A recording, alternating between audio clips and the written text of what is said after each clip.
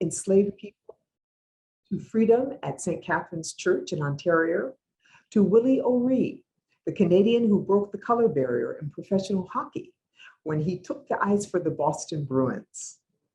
As mentioned by Daniel, in February, President Biden and Prime Minister Trudeau jointly unveiled that new initiative to further expand our cooperation, the roadmap for a renewed US-Canada partnership. And our shared interest in advancing DEIA is one of the roadmap's 6 pillars. We can leverage our bilateral relationship to share best practices and ideas through cultural exchanges like these to tackle systemic racism head-on.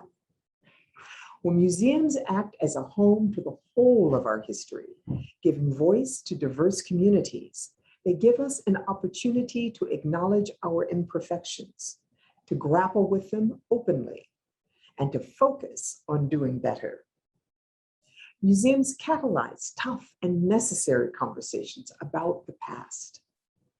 But they also are spaces of joy, celebrating the lives, accomplishments, and contributions of Black Americans and Canadians. This webinar is one in a series of programs which Mission Canada has used to share best practices in advancing DEIA. And this year alone, the mission has hosted programs on preserving Black heritage, on the role of women in shaping the post-COVID economy, and on incorporating traditional Indigenous stories in modern video games. The lessons we learn from building museums and institutions that tell our 2 nations' Black histories in all of their diversity can be applied to other communities as well. We must work together to unlock the potential of our greatest national resource, the rich diversity of our 2 countries. More diversity of thought at the table makes our policies smarter, more creative, and more effective. I want to end on a note of hope. In my many decades as a public servant and a diplomat, this is the first time I've seen an alignment at all levels of government around advancing diversity, equity, inclusion, and accessibility. The White House released an executive order earlier this year that was a call to action for every federal institution to create a blueprint on how they plan to transform their agencies into more just, equitable, and accessible workplaces. This kind of momentum is unprecedented. As we reflect on our history and memorializing the past, I think it's equally important to acknowledge the historic moment that we are living in now. And we must meet this moment in both of our countries. With that, I'd like to introduce Juanita Peters. Juanita is a renowned actress and journalist.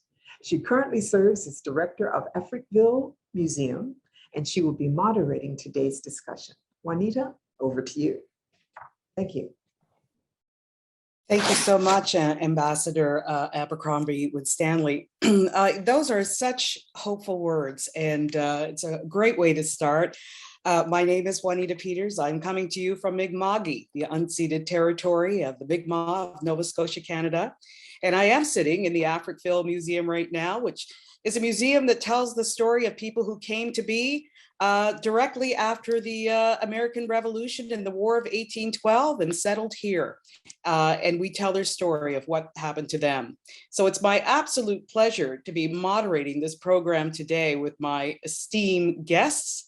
And before we do that, I want you to remember, if you do have a question, please just put it in the Q&A at the bottom of your screen or in the chat. We want to hear from you. And we're hoping to get to as many of those questions as possible. So please take advantage of that. First on our panel, we'll have Dr. Calinda Lee. I am thrilled to be here. I serve as head of programs and exhibitions at the National Center for Civil and Human Rights, which is located in Atlanta, Georgia. Carlos Bustamante. Thank you, Juanita. Hello, everyone. I'm Carlos Bustamante. I'm the Associate Director of Project Management and Planning here at the National Museum of African American History and Culture in Washington, D.C. And Neil A. Barclay. Good afternoon. I'm Neil Barclay. I have the great privilege of being the president and chief executive officer of the Charles H. Wright Museum in Detroit, Michigan. So first, we know that the business of running African Nova Scotian sites or African sites are very, very difficult. Let's talk first about artifacts. How do you acquire them? Are they hard to find? I'll jump in. Coming from the NMAHC, when the legislation was signed by then President George Bush in 2003, there was no collection whatsoever.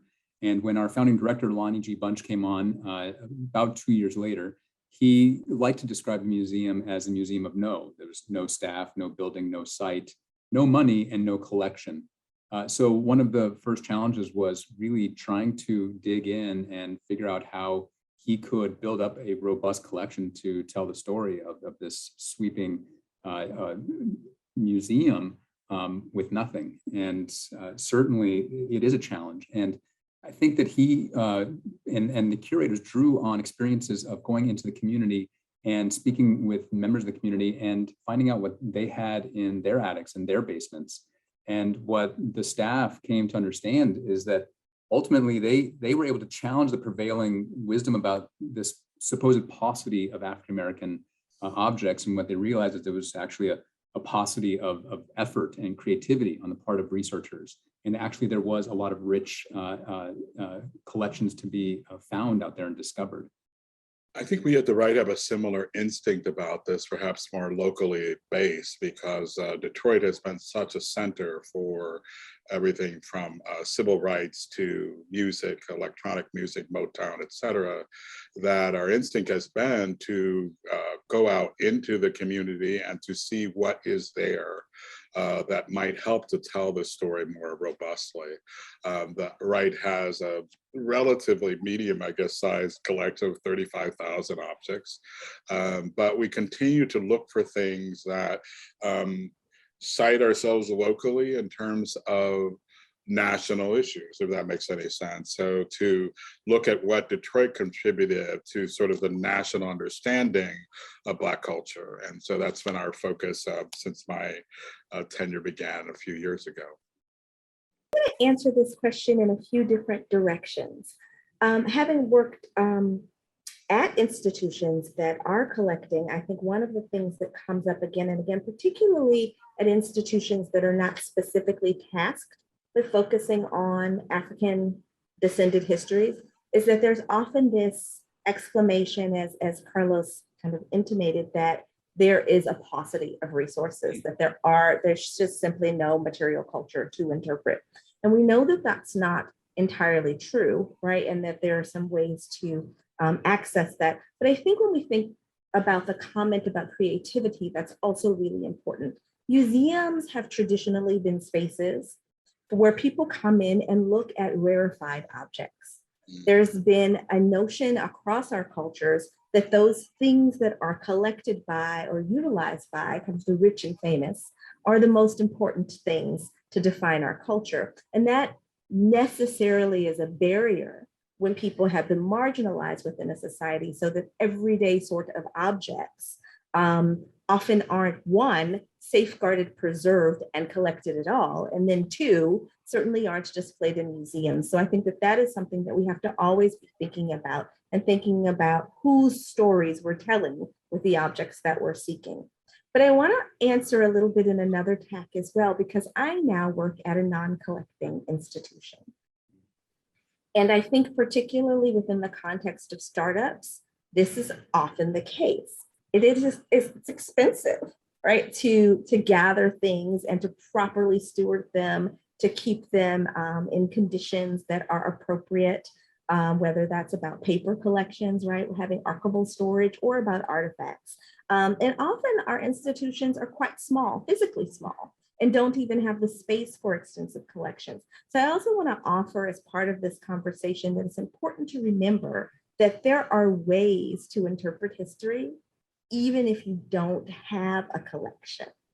And that does not have to be a barrier to telling these really important stories and providing a more full context for the history of our nation. I love that. And what I'm hearing also in this conversation is that sometimes pieces of the African story may not be valued or understood well enough by certain institutions, museums, or curators.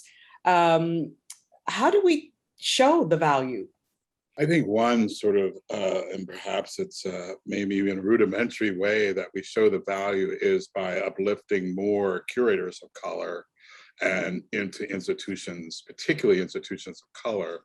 You know, certainly in the United States, there's been a great movement to, quote, diversify non-BIPOC organizations, right? While some of our organizations have gone wanting for the same talent and for the same resources, right?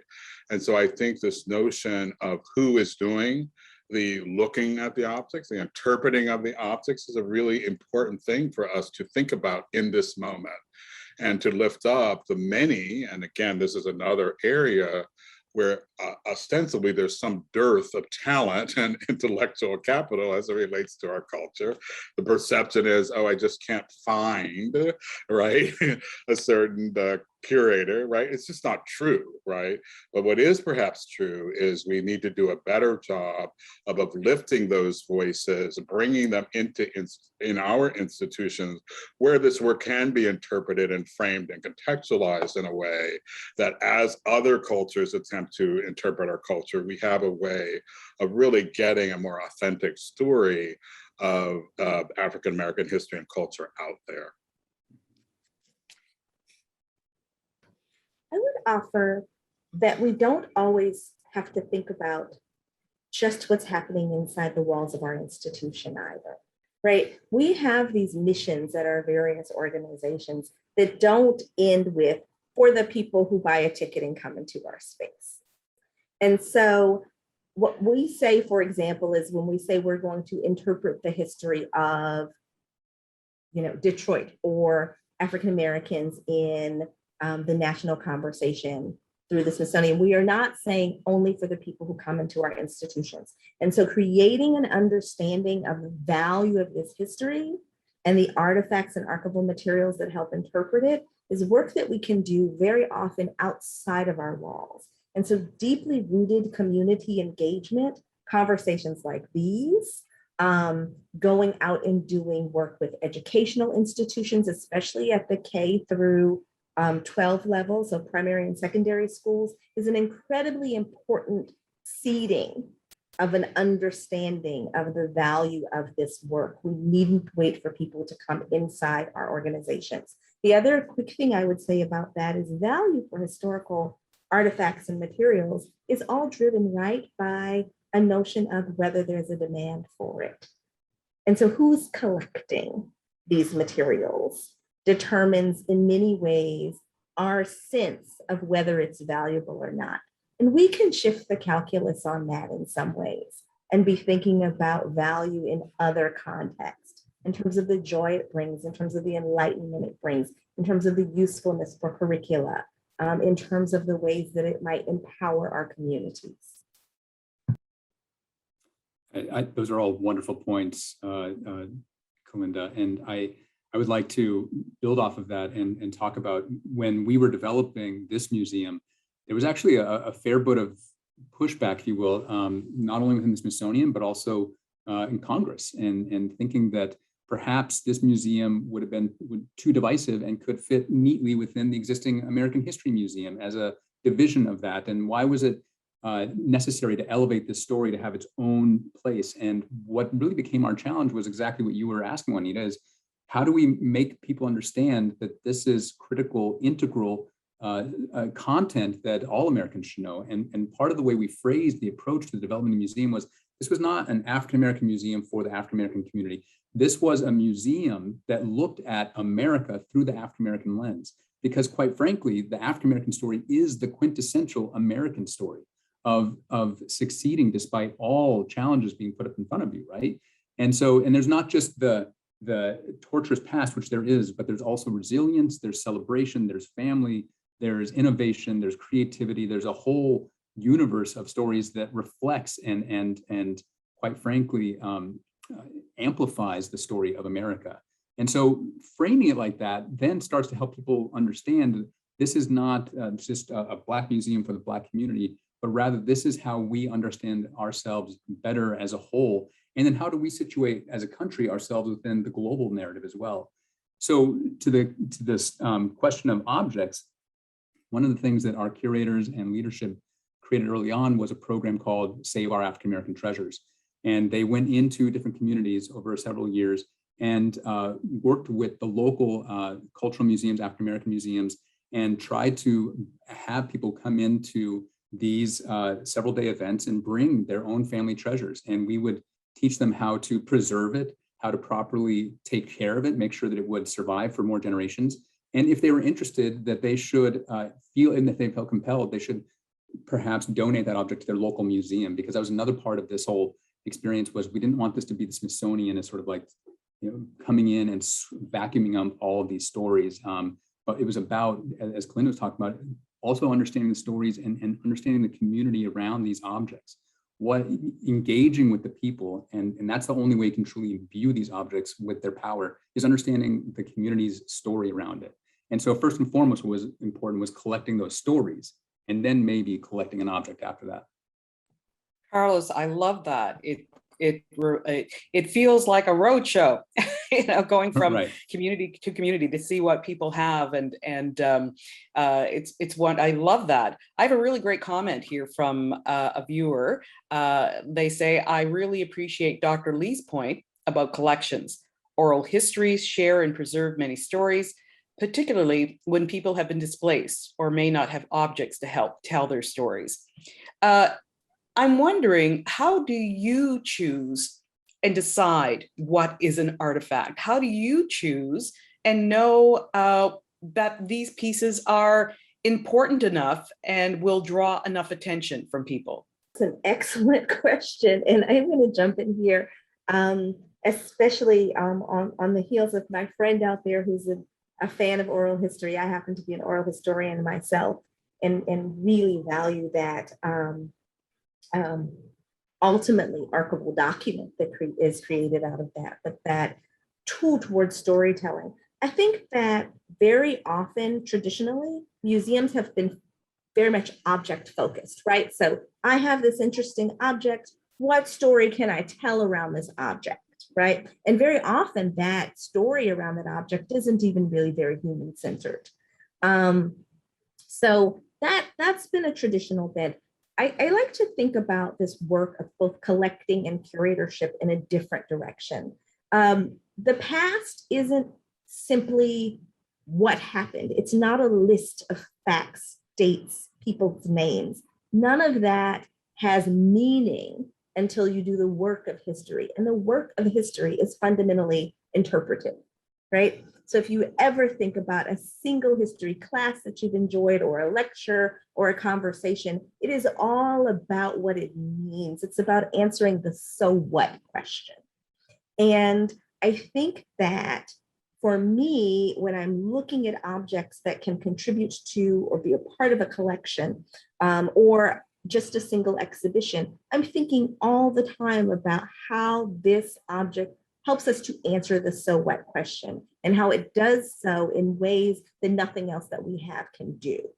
And so that might mean that it could be something very small, something very inexpensive, something overlooked in most cases, that can really open a window of understanding into what happened in the past and why it matters to me today. Weigh in on that, Neil? Yeah, thank you. I keep muting, not unmuting. I'm sorry. I think this notion of storytelling is so fundamental to the work that we do, right? Whether it's through objects or through stories. But I think increasingly we're finding that hearing people's stories of history, past, has been really important in us understanding even the present moment, right? because people talking about these things now are talking about it within the context of the present moment often. And so we get an insight not just into the history of an object or a time period, but we also are able to better understand what resonance that history has in the present moment. So I would say that oral histories for our work certainly are increasingly becoming part of our practice of collecting stories that people remember about important times in our history. But also fundamentally, it seems to me that the role of particularly African-American history and cultural museums is not just looking at the past, right? It's really, to the point I think you made initially, Juanita, that we're really trying to think about, actually it was the ambassador, I think, made this comment now, where we talk about how not knowing your past doesn't know where you're going, and it also means you don't know where you are, right? And so really connecting those dots has been really become an important part of our work, not just here, but I think in many history and culture museums around the country and around the world, I suspect. Yeah, I would say for us as well, exactly to Calinda's point and what Neil's getting at, is it's what makes the object ultimately important is the human story behind it. And that was really the drive behind all of our curators' work as we were developing our inaugural exhibitions, was how do we build the humanity into these stories that are sometimes 200, 300, 400 years behind us. But also helping that, what that helps us to do, as Neil is getting at, is understand that we are living history. History is not a static event in the past, but we are currently being affected by that history and projecting forward into a path that we're not sure where it's going, right? And sometimes these objects are so small and you don't even know that they're out there. You don't even know an object like that existed. And for me, walking through our museum, there are some unbelievably beautiful, incredible objects, but one of the ones that touches me the most is this tiny brass ring that I guarantee you 99% of our visitors walk past, and it's in the Slavery and Freedom Gallery. And it's called the Glennie ring. And it was a ring that was used by the Reverend Alexander Glennie in North Carolina during slavery. And he secretly married over 400 enslaved couples with this ring. And it was expandable, so he would clamp it down onto their fingers and then perform the ceremony and then take it off. And he recorded their names into this journal that he secretly kept, because the laws at the time prohibited the enslaved from being married. So despite this world they lived in, they still created this union, this bond, this family. And that ring holds so many stories, and it is the tiniest, most delicate thing you'll ever imagine. And for me, that is the most powerful in the museum. Wow. And sometimes I remember a few years ago visiting an exhibit that had something as simple as a old-fashioned straightening comb that you would put on a wood-fired stove. And of all the things in the museum, my mother spoke about that for 2 days because it meant something to her, as you say, Neil. It had a place in her life, and but she quarried at why that would be in a museum, because to her it was just such a normal thing. But I said, that's why. It promoted conversation. It got you thinking about your history and the ways that was used. And so that was an extremely important moment. How hard is it to convince colleagues, either your board members or your cohorts, how hard is it to convince them that something that you have found, and maybe you have an example, was important to the African experience, the African American or Canadian experience? I guess as a practical matter, by the time we're explaining it to board members or whatever, we know pretty much about the context of what that object is and why it might be important and what stories it tells. I haven't often encountered a pushback on that, unless for whatever reason we have our facts slightly wrong that need to be tweaked or something like that. But the pushback is not something that I've experienced a lot of, right? Again, we're finding objects, and as Carlos is alluding to, really thinking about that human story behind it. And when you put it in that context, I think most people understand what can be the significance and importance of that particular story, you know. That's my sense. I don't know. Maybe I'm being Pollyanna-ish about it. I'm sure people do push back about it, but by the time it gets there, it's, you know, we've got the whole thing, you know, kind of thought out, right? Understood. I don't know. I think for us here at the museum, our council and board also are very much our biggest champions. And, you know, if there are some conversations of convincing that are necessary, sometimes it's around money, not necessarily having the money, because that is something that we do come up against. You know, as a federal entity, we are not awash in available cash. And so a lot of times there are these remarkable objects that do come up, oftentimes in auctions or as a private sale, that are just unattainable for us. So those are the times where we would have to start to put together our rationale for leveraging the capabilities of council to perhaps bring in an outside funder to provide funds for something like this. And you know, and there are reasonable conversations about, well, is there a different way this story can be told, or is this really the most unique way that we can move forward? So that certainly is a logistic hurdle that we'll have to overcome sometimes. But beyond that, we certainly have enjoyed some pretty free passes from our council and board. I know that's not the case everywhere, so luckily I don't have a lot of experience with that.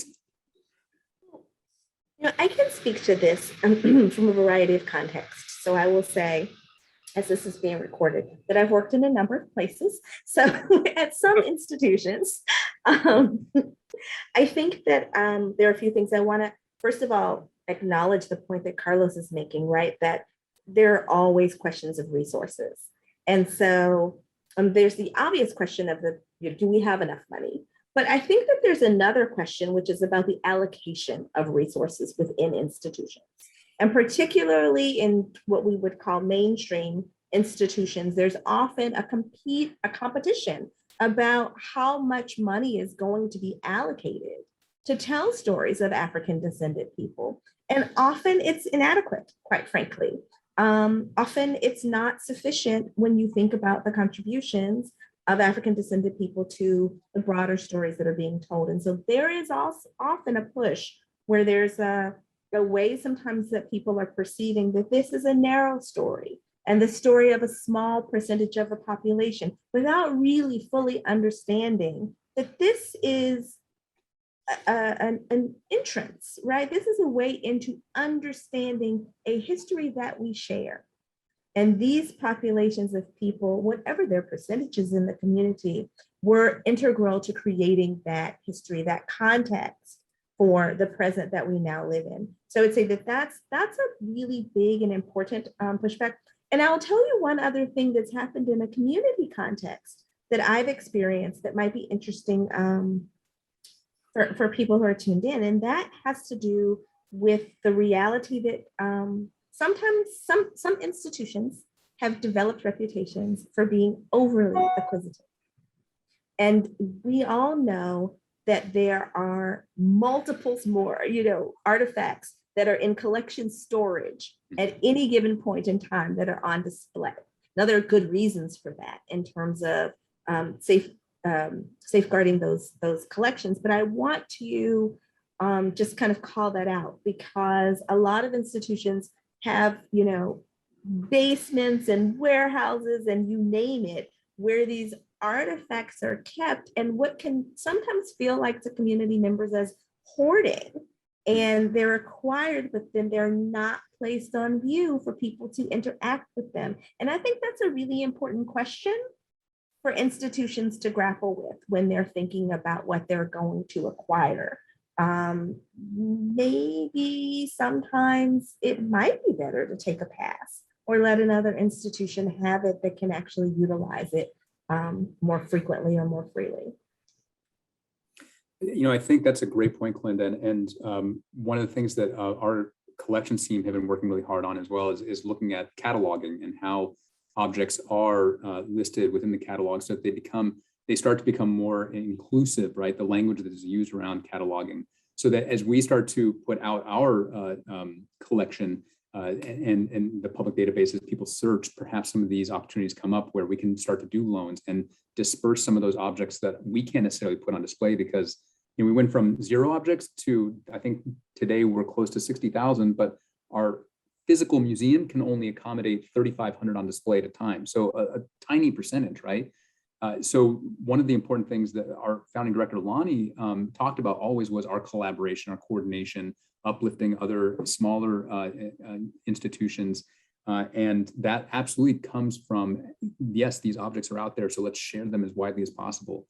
And we have an Office of Strategic Partnerships also that is working both domestically and abroad to try and help these institutions that also do have large collections, but they haven't been able to really process them in a meaningful way. And so right now, one of their large initiatives is working with HBCUs and specifically the libraries of HBCUs to help them start to catalog and create a database that is much more robust, because unfortunately, some of these institutions, because of the lack of resources, just haven't had the ability to go in there. And they may well have some beautiful collections, but they are completely unaware of them in some cases because of the lack of resources. And to Neil's earlier point, expertise as well. And that means bringing in the BIPOC community and training them so that they can look at this with an eye from the community at what is in there. Very true. And I love that comment by Neil, because we were faced with that just 4 years ago, putting up 3 exhibits at the same time, and we had no BIPOC folks who we could give a call to and say, come on out and help us with this or that or that. And so we need to be cultivating that talent. Here's a question from one of our online folks. How are you engaging young people in your efforts to keep our history alive? How does your work give them a deeper sense of belonging and identity?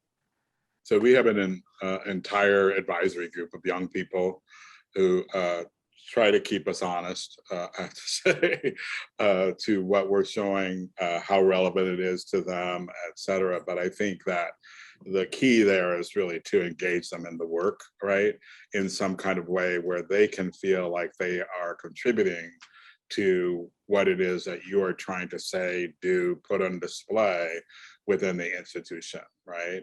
And to have a voice in what that looks like, what that feels like, and how that relates to their peers, right?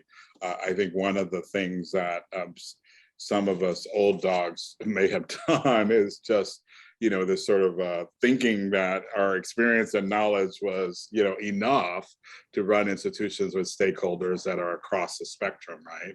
And particularly as we look at millennials and young people, they have a particular idea and take on this history and culture, which is really interesting to unpack and interrogate and to talk about. And I think is a valuable conversation, particularly to have in a moment where we're trying to connect the dots between the history that we all may know and be conversant with, the present moment, and then the implications of the present moment as it relates to the future that many of these younger people will inherit, if you will, right? And so I think having their voices at the table, we are even starting to look at having trustees who are younger people. They may have slightly different requirements than some of our other trustees, but having them there and having their voices heard is a really important part of the work we're trying to do. Education at our institution is an area that is directly under my purview. So I'm going to answer this question in a pretty formal way. We work with teachers and students extensively. And as far as I'm concerned, I think that this is a museum's greatest superpower. We are not unique when I say to you that our single largest constituency of visitors is school children, or as I like to say, is captives on yellow buses, right? They by far outnumber any other single group that visits our institution. And this is really common, right? People will probably be familiar with this experience. It is also the case, however, that very often museums don't build for that.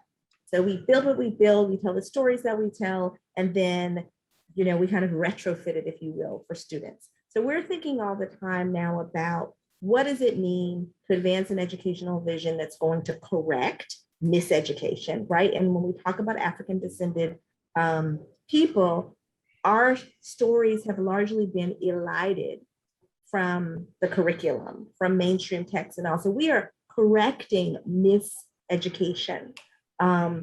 Very often teachers rely on us not only for teacher training or professional development for them, but also to be able to share histories that they don't have either this time, permission, or the acumen to be able to share in their classrooms. So all of that is a really important and direct way that we work with children and young people. And then I would also say, you know, we're having this conversation in part because we understand that people need to see themselves reflected in their institutions, right? Not only as employees, but also their stories. So we are people with a past and a present and a future. So, and we want to see ourselves reflected in all of those spaces. Children actually fit into that context as well. So one of the things, for example, in my last post that I was really interested in, and we made some great strides towards, was actually telling children's stories. Because usually in history museums, we don't talk about the roles of young people in change making in the past. And so we made very deliberate attempts, for example, in Atlanta, when we talk about industrial revolution and we talk about the growth of the city, we tend to talk a lot about the development of factories.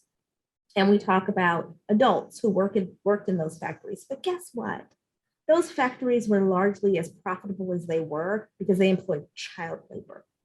And it's really important to find those pictures and those objects and have a conversation about what it meant for children to be doing that work day in and day out. That history, as difficult as it was for children, was distinct for Black children because the roles in those factories were segregated. So you had children doing some of the most arduous, dangerous work. And then you had children employed in domestic labor in very specific ways. And people don't tell those stories, but they're incredibly important stories to tell. Our interpreters would then say often to the children who were coming through as part of school tours, however you feel about being in this space at this time, right? This field trip, having to go to school, any of that, understand that if this child labor hadn't been outlawed, you couldn't have compulsory education at all. You'd be at work somewhere. So think about the direct impact of this on your life and the fact that a huge part of changing that reality happened on the backs of children who protested, children who testified before Congress, children who took their own fates into their hands at very young ages. So that's just a very specific example, but I think it's a really powerful and moving story and probably has applicability in actually probably most of our towns and cities to some degree. That's very powerful, Calinda, because even, I think in terms of reactions from children as they're coming into a museum and they're hearing a story, they're unguarded, in terms of how they present what they feel. And so they are so valued in receiving that information and giving back what they're hearing from it. Carlos, how about you? Well, hard to follow Calinda on that, but I will say that we also have a very robust education department that does a lot of what Calinda has spoken to. So I won't go into specifics because I think that was wonderful. But yes, we have early childhood development, and we talk about what's the language that is accessible to children of different ages so that they can interpret these stories where they are at their developmental age. In our Slavery and Freedom Gallery, to Calinda, what you were talking about in terms of child labor, I mean, we have an area that talks about specifically the life of the enslaved and the mothers and the children. And one of the, again, heart-wrenching objects that's on display there is a coffee grinder, but on a child-sized bench. So, I mean, you have these tools of labor for, basically miniature size so that they could engage as early as possible children in this. So it's an important story, but it's also a way to be able to connect with everybody who's coming through your doors, not just the adults 50 and above. We have another question. It says, all of the panelists have discussed the importance of memory and life stories in museum curation, which prompts a question about the role of museums in telling difficult histories that are very much alive in the memories of the local African descendant community. So how do you curate a museum space that's meaningful for those community members and their descendants? And how can curators create a dialogical space for local feedback and public engagement? Anybody? I'm glad people are asking easy questions. I'm only going to say very quickly, that's an essential question. I'm dealing with this right now. Right before this, I was on a meeting trying to figure out how we are going to curate a new gallery that features the Without Sanctuary exhibition, which is an exhibition of lynching photographs and artifacts, and what it means to do that work in a way that is meaningful and does not sidestep the harsh realities, but is also respectful of the victims and is also not traumatizing to people, to say the least. And I don't know all the answers to that at all. I will say that I know that some of it has to be actually asking those people before you build it. So asking people who you're trying to serve, asking people who have those memories if they do. And I know that part of it has to be about thinking about how we make spaces that don't just show things, but that are also spaces that are designed in ways that, as much as we can, feel comfortable for people, or feel like learning spaces for people, or provide people with respite so that they can just reflect or feel sad or whatever those things are that they need to do. Yeah, I just think it's one of the critical issues, concerns of our time. This notion of dealing with issues that can be difficult, but also those that can be divisive, as we're seeing in our politics, right?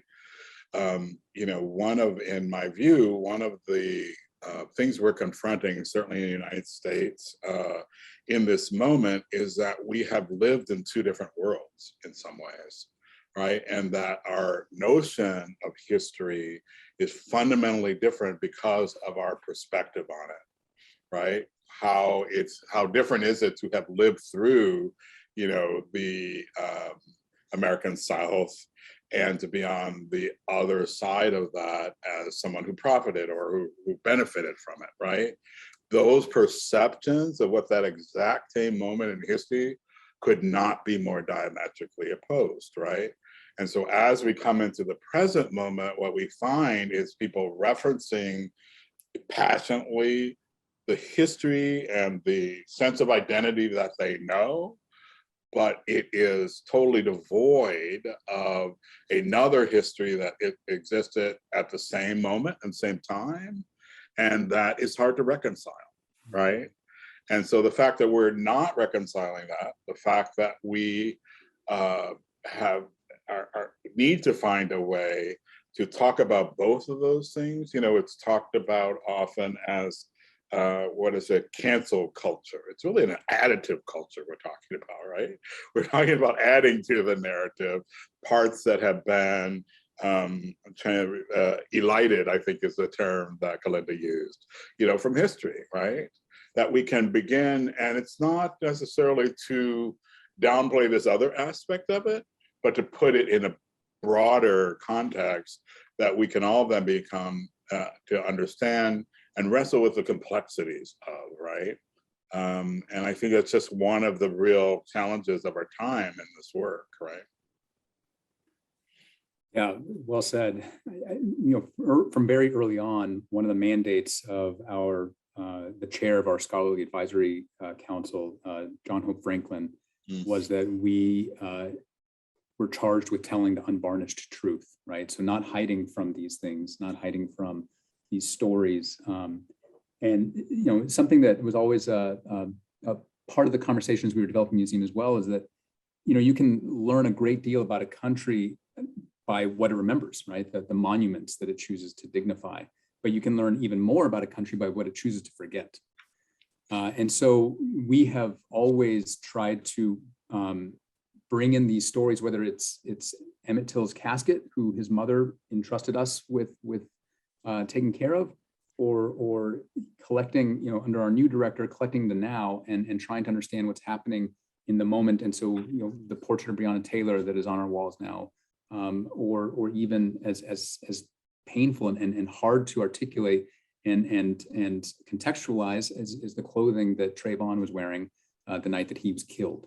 And so we put these into the public sphere, and then we also provide really robust public programs where people can come in and discuss these and have these conversations in the public sphere in a safe space, and try to understand and digest, and then go back out into the world with perhaps a slightly shifted perspective of what was taking place here. But you're absolutely right, Neil. I mean, there are, when I started here 10 years, almost 11 years ago, feeling very good about my perception of the world and my education, I was shocked at how little I knew as we were developing these exhibitions, how few of these stories had actually been taught in any of the schools that I had gone to, or any of the history books that I had chose to pick up on my own.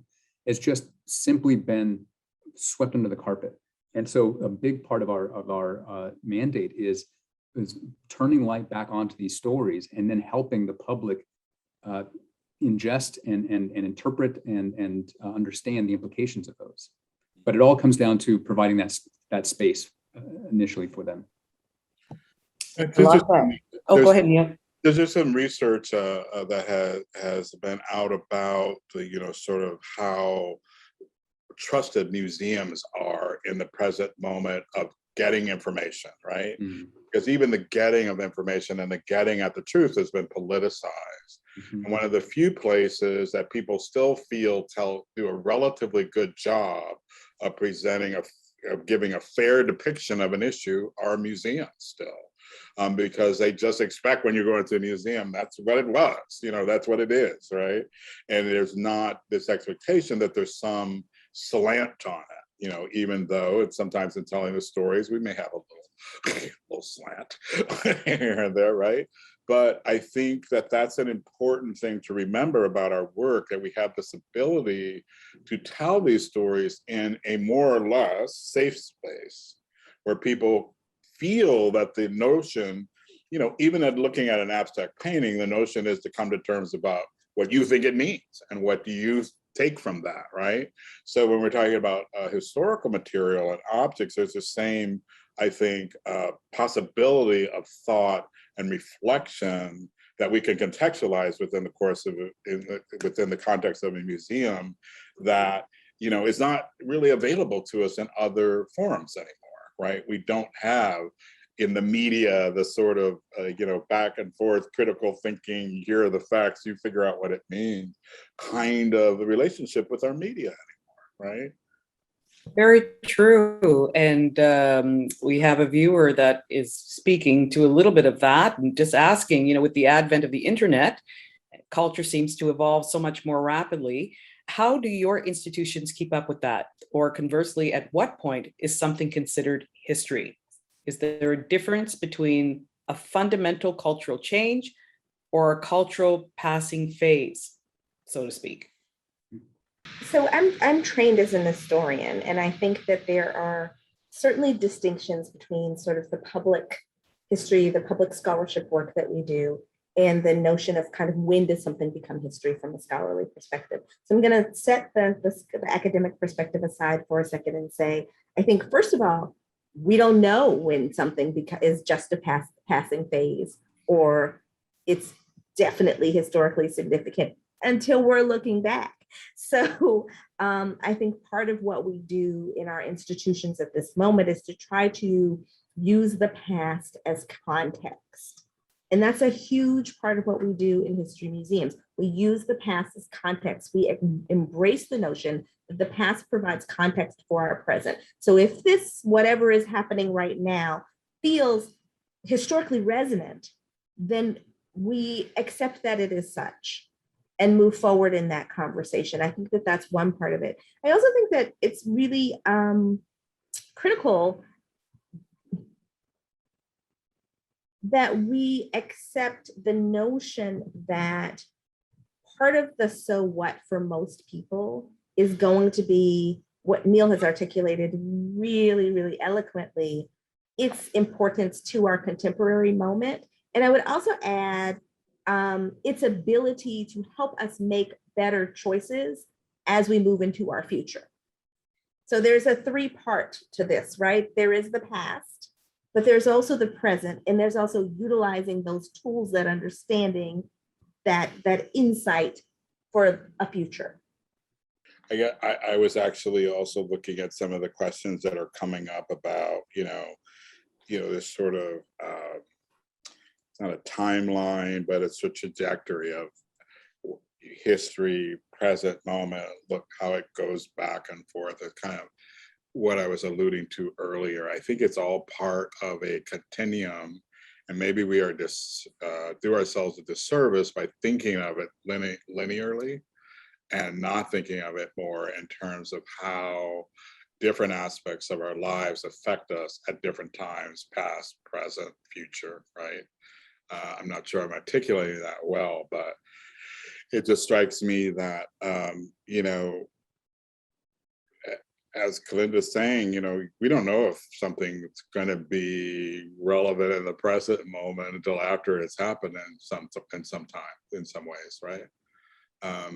And at the same time, our work is to lift up those moments that appear to have resonance, right? And might be important for us to remember or capture, such that when we're down the line, we can say, that was that moment, right? That was when that change happened. That was when people began to think differently about a different point of our history, right? That makes sense? Because that's what I would add. Maybe it's not that additive, but.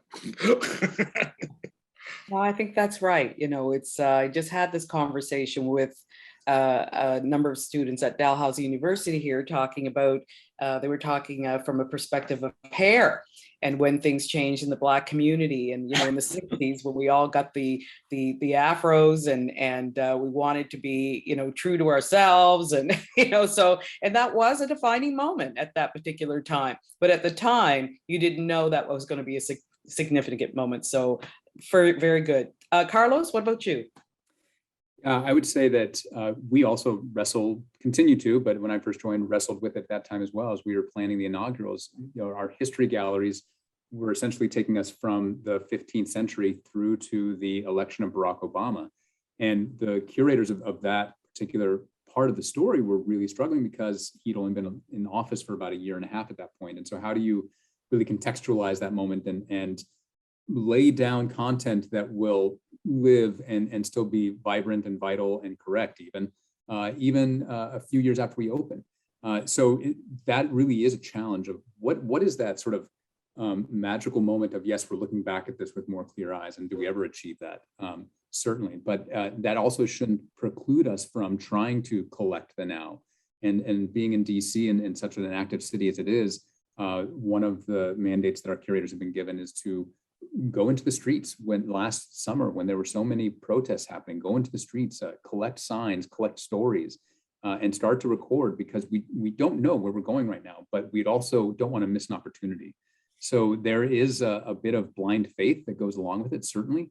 But I think whether it's a fad or it's a true moment in historical time, I don't know how you would even define the two and separate the two, because they are intertwined. And so we try to put our arms as wide as we can around the moment and see what comes out of it, I suppose. So in your eyes, what's making a good curator? Is it somebody who sees the story, or is it somebody who can really tell the story? What makes a great curator?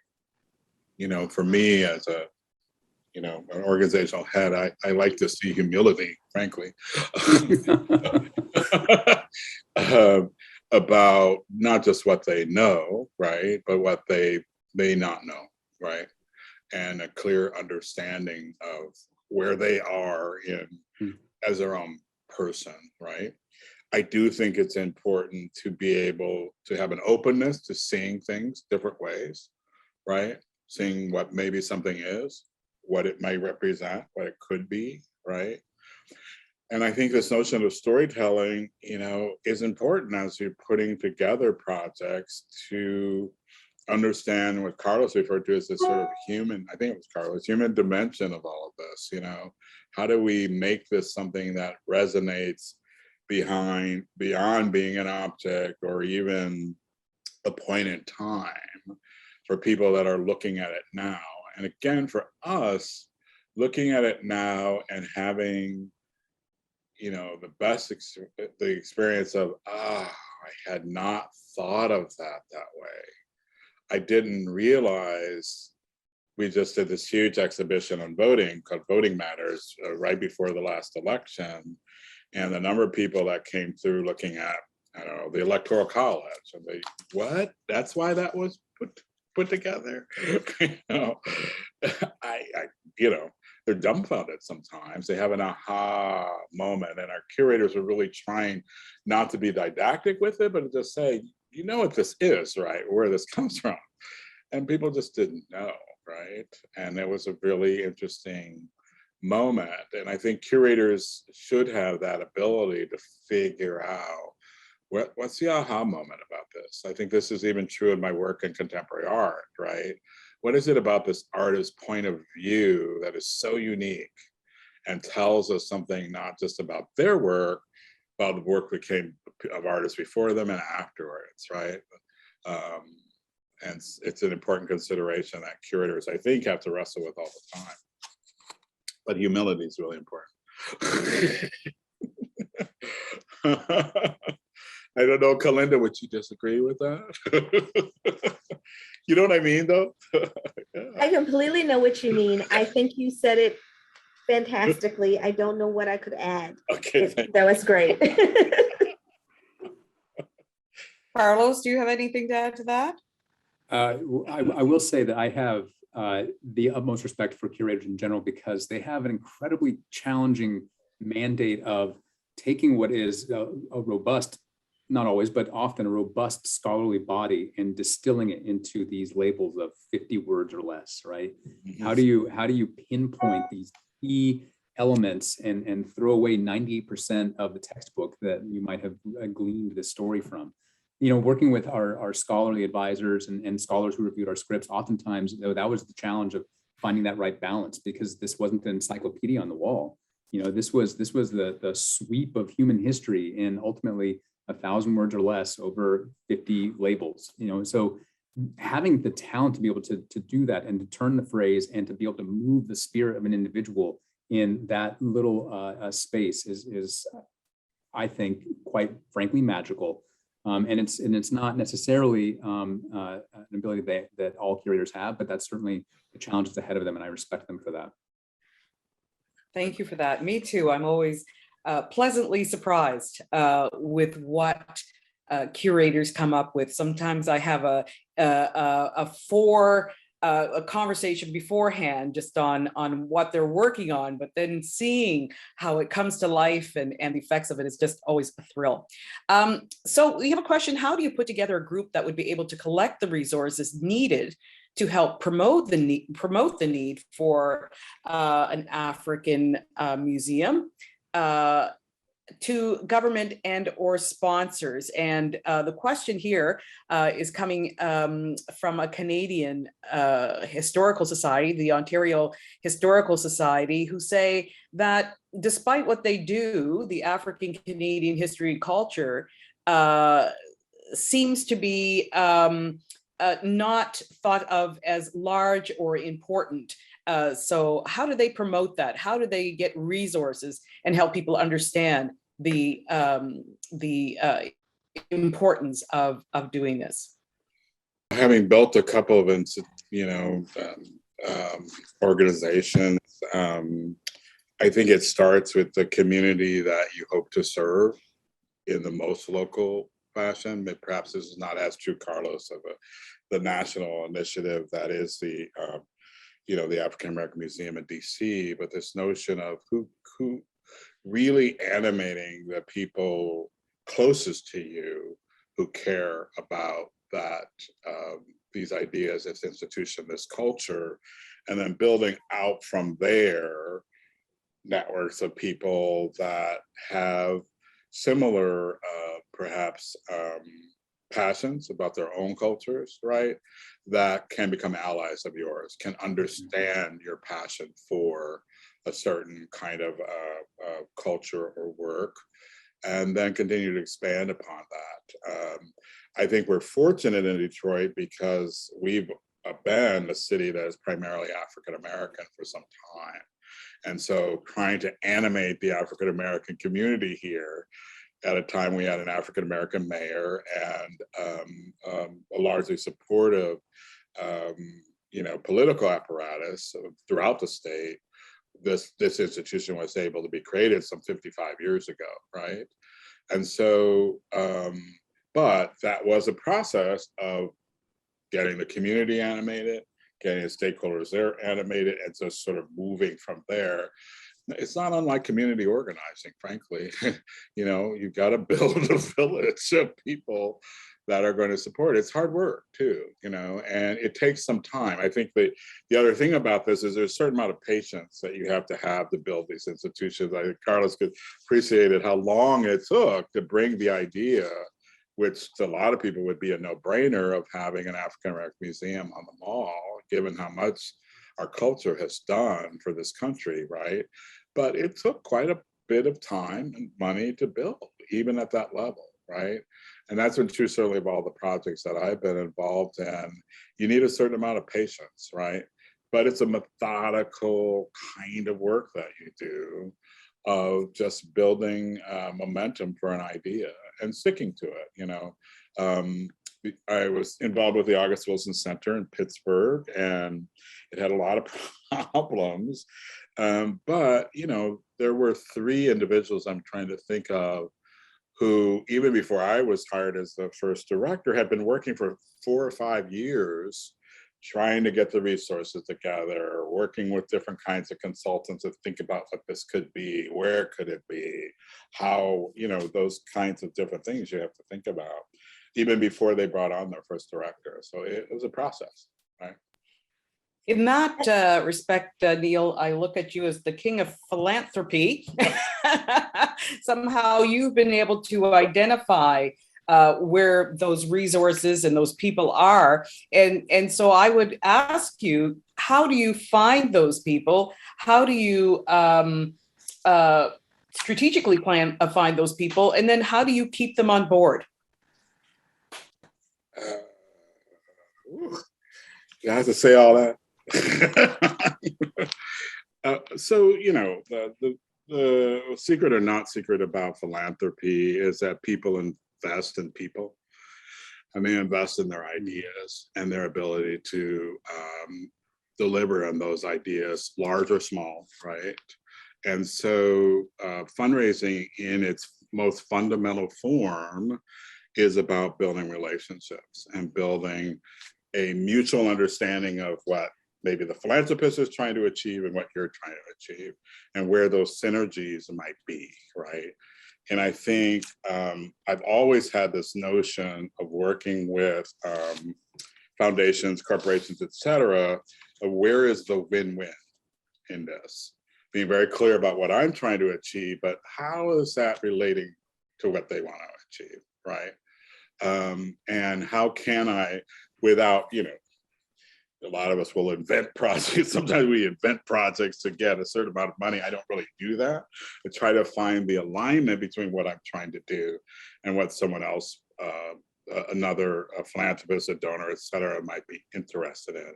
Those things don't always align. And the difficulty with those of us, our organizations who have been under-resourced for so long, it's difficult to walk away from, donors, philanthropists, and may want to give you a bunch of money for something that, why am I doing this? It has nothing to do with what I've been trying to do, right? So that's difficult to do, but I think it is what one has to do, if you're going to, really realize the goals that you have in mind for your institution. And, I will say I have been fortunate in that I happen to come up with a lot of people who are now very prominent philanthropists, right? So it's sort of like I knew them before they were the star, right? You know, sometimes you'll have that friend who was your best buddy, and all of a sudden you turn around and, oh my God, they're in that movie, you know, or whatever it is, right?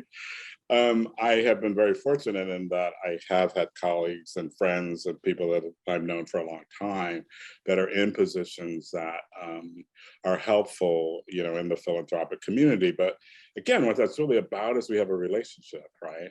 And they understand how long I've been doing a certain kind of work and my passion for that work, and you know, those, and so that comes to play when they're, you know, trying to decide how are they going to invest their philanthropic dollars, right? And you know, it's not even always the people you know; it may be who they know, right? A lot of us have had Mackenzie Scott surprises, I will call them, in the United States of late, you know, but I didn't know her from Adam, right? You know, Right. but somebody Carlos? did, clearly. Yeah. And Carlos, brought can it you to our speak a attention. little bit about what it took to get your institution going, and how do you keep the money flowing in there? How do you keep it supported? How do you keep it on top? Well, I mean, I think Neil put it perfectly. I mean, it is it is a grassroots effort, essentially, especially if you are, as we did, starting with nothing. You look to your friends, you look to the people who might be able to leverage new friendships, and you look to the other institutions as well. Because ultimately, none of us can stand on our own. I mean, I think that we set ourselves up for failure if we think that we alone can have the charge to do this and tell these stories. It's just never going to happen, no matter if you're a national museum or a small community museum. Our strength comes from leveraging each other's experience and connections, and helping each other with these. And we, quite frankly, would not have been successful if it weren't for the word of mouth that took place in the small towns in Mississippi or Texas. And we, Lonnie, our founding director, wanted to set up a membership early on, which is not really something that Smithsonian does or spends their time on. And they were hesitant, and he pushed for it because he knew that ultimately this museum was going to succeed by the individuals. Yes, we needed the big corporations, we needed those dollars, but we needed more than that. We needed the individuals. And so by the time we opened, we had over 250,000 members before we even opened the doors to the museum. So it really is about knowing what your mission is, knowing what you are fighting for, and then trying to find people who align with that, and getting them excited about it as well, and then moving forward from there. I mean, we worked a lot with Congress. We worked a lot with local, state, and city jurisdictions to try and engender an excitement about this place. So as Neil said, it's a grassroots effort. That's really what it is. It's community organizing. That's actually what makes it fun, when the community gets involved. And of course, we all know during COVID, we couldn't see much of the community, but we found new ways to communicate as we are today. Here at the Africville Museum, we're a very, very tiny institution. So we had to develop other ways to communicate with people. And we started the work of an online exhibit, a virtual museum. How about you? Do you have objects available digitally, or? Well, I'll jump in to say that, you know, this is something that is becoming more and more feasible in terms of the use of technology, right? And I think that it's one of the ways that technology becomes important in terms of function and not just form. It's not just about pushing buttons, right? But about actually being used as a tool that enables a degree of interactive reference, in this case, for example, with objects online, that you could never accomplish on site, COVID or no COVID, right? We talked about all the objects, for example, that end up in collection storage and never are seen. And so those sorts of things are really important. For our institution, it is the education mission that is really that we focus most on in terms of our use of technology. So being able to provide curricular supports and educator training, which is an amplified effect, right? It's one thing to reach a classroom of students. It's an entirely different thing to reach a classroom of educators who then reach multiple classrooms of students. And so I think that Those are the sorts of things that we are trying to do. And to Carlos's point a moment ago, in collaboration with other institutions, we do not all need to build the same wheel because some funder somewhere thought that that was interesting. We need to lift up the efforts of other spaces that are doing this work and then fill in the gaps someplace where they're not being filled. And so thinking about ourselves as a community of practitioners in that way and a community of institutions in that way is really what's going to move the needle, I think, into having national dialogues that are much more inclusive about our histories. The other thing I just wanted to kind of reach back and say really quickly in terms of this is Neil said something about humility. And I think that that is about curatorship, but it's really fundamental about institution building too. So often we put so much effort into the building of these institutions. It's one person's vision. It's one person's effort. It's one person's, or a handful of people, and trying to figure out how to make this live as a legacy, how to make this live well beyond the time that any of us will be in these spaces is what really makes it worthwhile. And that means that you have to have a grassroots level buy-in, and grassroots level buy-in comes with listening to the grassroots, if you will, and what it is that they are envisioning and what they see and what they are going to invest in generation after generation.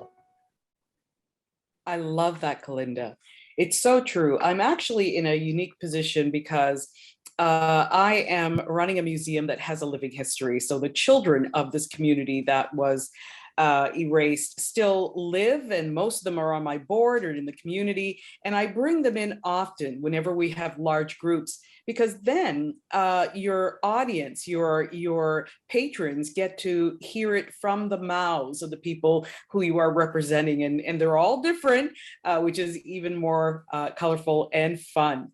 I just want to get this question in as well before it's how do you see the recent controversies regarding critical race theory and other topics that challenge North American racial dynamics affecting the work that you all do? I mean, for me, I think it's endemic of this sort of basic misunderstanding of what communities of color are talking about when they're talking about any of these issues of race, right? From the Black Lives Matter movement, it's not about only Black Lives Mattering, for example, right? It's about lifting up what has happened to Black bodies, in recent years and drawing attention to that. And critical race theory for me is another one of those ideas that when you hear people talk about it, they clearly do not understand even what we're talking about, right?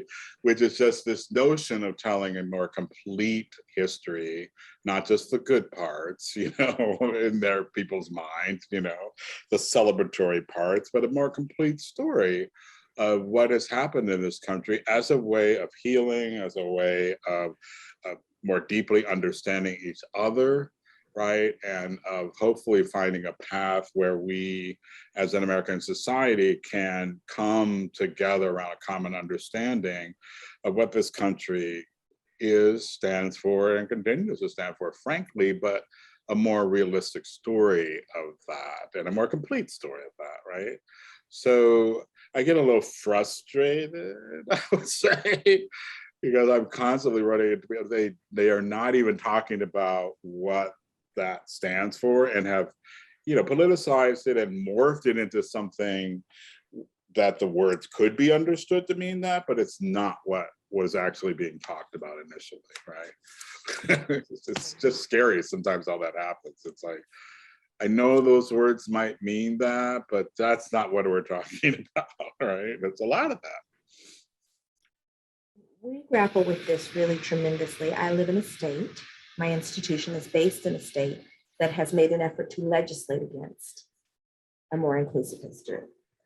So the language at our state legislative level around trying to ban critical race theory embraces the misunderstandings that Neil is just voicing. And what it's really about is about protecting the ways that history has been taught that leave out key information that make people believe that the contributions of African descended people, first of all, don't really exist.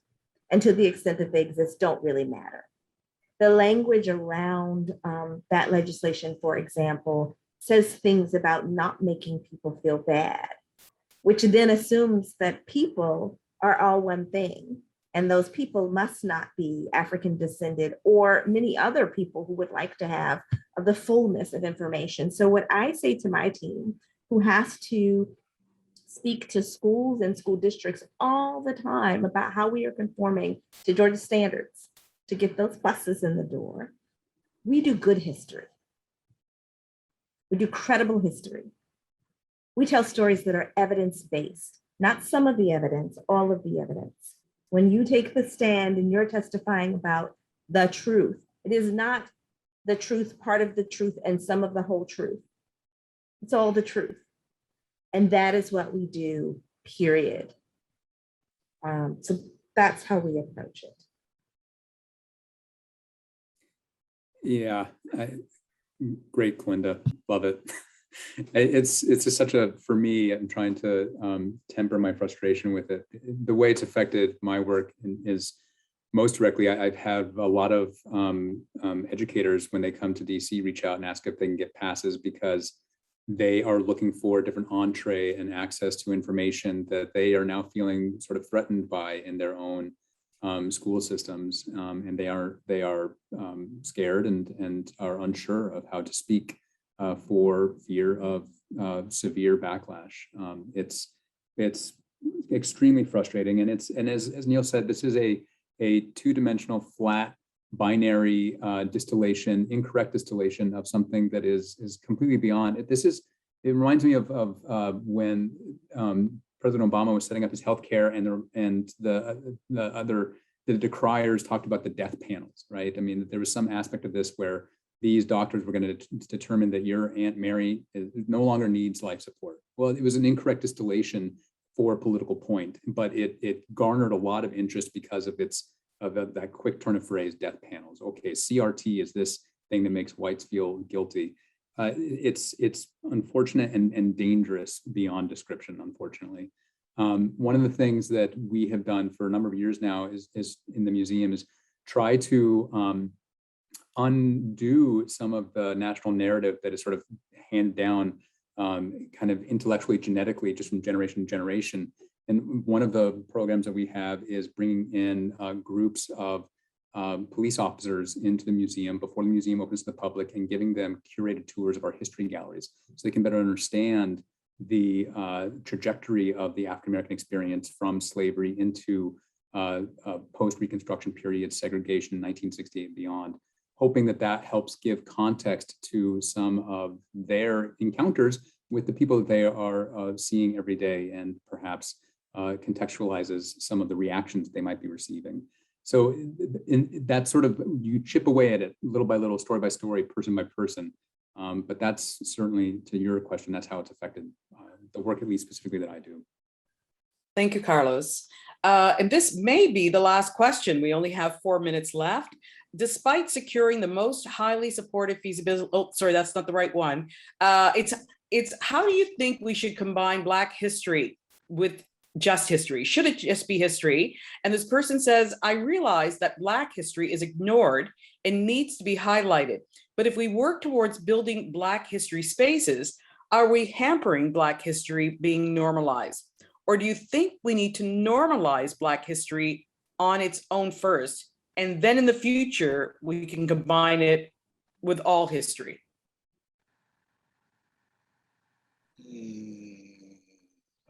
There's no all history without Black history. Yeah. Thank you. Yeah, I mean, that's the point, isn't it, Calinda? You talk about all history, this is the part, it's not. We're such a critical part of that. And lifting up this part of the story is no more important or not important than a museum that just focused on, I don't know what, but it's an important part of it, right? And it's being lifted up because it's not been given the light that it needs to be able to be fully understood as part of the American narrative. As Carlos was talking about early on, and how they positioned the museum, you know, it was America history through an African-American lens, but Calinda makes the point even stronger that American history is African-American history at its root. You know, I go back to the voting issue. Would we have the understanding of what it means to have a right to vote without African-American women? Not only historically, but in the present moment. Our whole understanding of what that privilege is about in the United States comes from our culture. If you really think about it, you know, even the women's suffrage movement, how important Black women were to that, you know. Definitely. agree. Oh, Carlos? No, I have nothing else to add. That's absolutely right. Neil, did you have something else you wanted to say? I don't. I mean, I always do. Let me just be totally transparent. I will always have something to say, but no, I'm done. I have to say, this has been a wonderful afternoon, and I want to thank all the people who sent questions and comments, and later we'll send you all the great comments about your this conversation today. I want to thank Ambassador Abercrombie-Winstanley. I want to thank Dr. Calinda Lee, Carlos Bustamante, Neil A. Barclay, and all of you for being here today. Thank you so very much, and I hope this has been as enjoyable for you as it has been for me. Thank you so much, Juanita, for doing such an excellent job monitoring this discussion, and for your honest interpretation and presentation of the questions. Some of them were challenging and all of them were interesting. So thank you so much, and for sharing about the Africville Museum as well and providing that perspective. And once again, thank you to all of our panelists. Somebody in the panel described this as somebody on the chat described this as a powerful, insightful, and a panel full of grace. And I thought that was a nice discussion and a nice interpretation of what the discussion has been. And thank you all for your honesty as well. I want to thank all of the audience members for posting your comments and your questions. We should be providing links in the chat for the online presence for all of our participants and our panelists today, should you want to find out more about their institutions. So please check it out in the chat and follow them and their institutions so that you can learn more about their work. And maybe, as it is the work of the US Embassy in Canada to create institutional linkages, maybe make some institutional linkages that might help and support the creation of these types of institutions in Canada. We hope that in further conversations and continued discussion, we can help to make that a reality as well. So thank you all. I would also like to thank Nora Gordon at the State Department's US Speakers Bureau for her stellar work in helping us to organize today's virtual event, and our Cultural Affairs Assistant, Julia Rogers, for taking the embassy lead on this event and for really helping to craft many of the ideas that shaped this program from the beginning. If you enjoyed today's program, I encourage you to follow the US Embassy and Consulates on Twitter, Facebook, and Instagram, and we will be posting those links in the chat as well. We welcome your feedback. Please feel free to provide it and your suggestions for future discussions in the follow-on program survey that we will be sharing. Thank you for joining us today, and we look forward to seeing you on future events. Enjoy the rest of your day.